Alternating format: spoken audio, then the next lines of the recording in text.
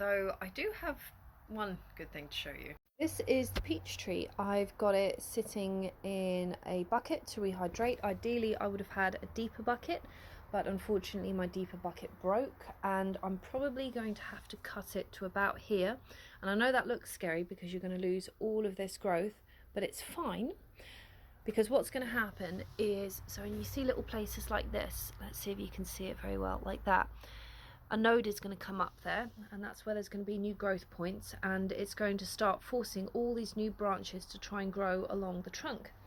And then I can train it just like I trained the blood peach. Now what I am going to try and do though is, because there are all these beautiful branches, and I am wondering if maybe I can save some of these and get them to root. And since I've just cleared out a whole load of space in my rooting area, I think I'll make a new row. I'll try and cut these up into little bits and see if I can get them to root. And then if any friends want some peach trees, they can have a free peach tree. Now it might not work, but given that I'm probably not going to be very productive today, there's no harm in, trying, because I'm going to have to cut it into pieces anyway. So I'm going to try, and if it works, then I've learned something.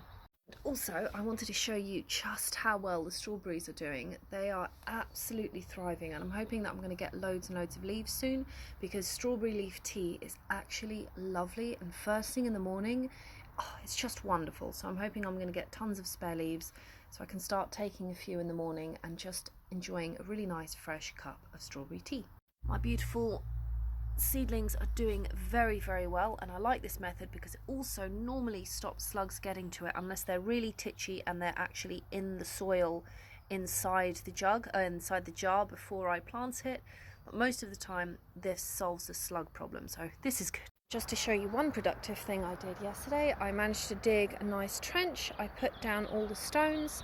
Now they're not perfectly flat, but they're not wobbly, and I can walk along here clearly without breaking an ankle. And then what I need to do is I need to dig up all of this soil that I shifted, sift it, and then move it into some of the raised beds. I've already moved most of it when I was digging the trench into this asparagus bed, which is great. I've been able to lift the soil by about that much.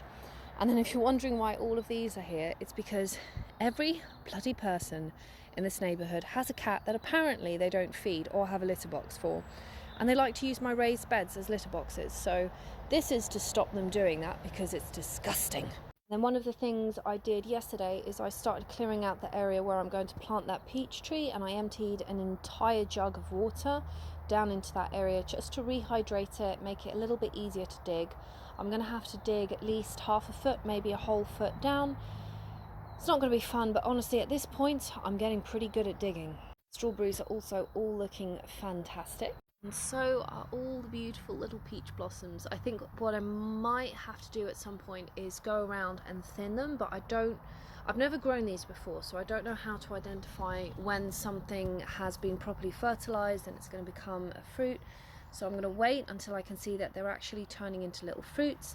Then I'm going to pick one of the fruits off. So you can see here is a cluster. I wouldn't let all of that turn into fruit. I would pick it so that there's only one fruit, and then I'd let that fruit drop down so that then the quail could enjoy themselves.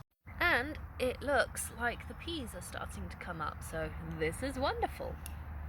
But yeah, let's see how today goes. I am not counting on it being productive.